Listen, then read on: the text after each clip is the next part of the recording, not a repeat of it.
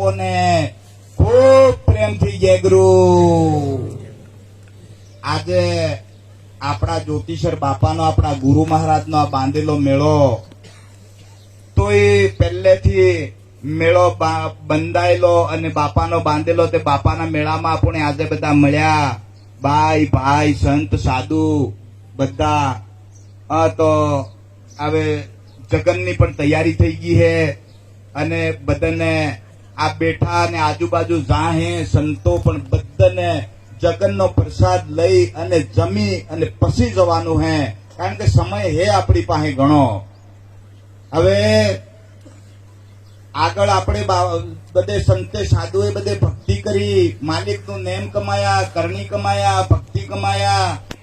તે તો કમાઈ અને એનો સમય અને એની ઉંમર તો અમુક પૂરી થઈ અને બીજા હજુ કરે હે બાપડા.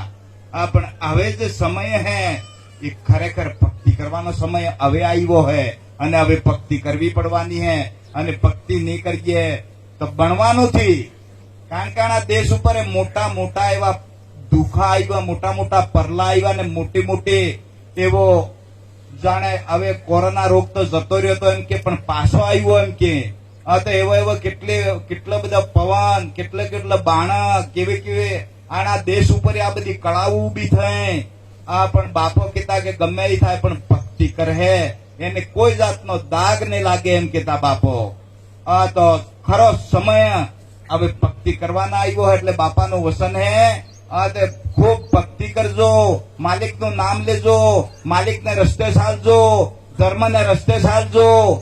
અને તારી મારી ખરી ખોટી હાસી જૂઠી આ બધી તમે છોડી દેજો અને માલિકનું નામ લેજો ખરા મનથી, ખરા ભાવથી, ખરા દિલથી.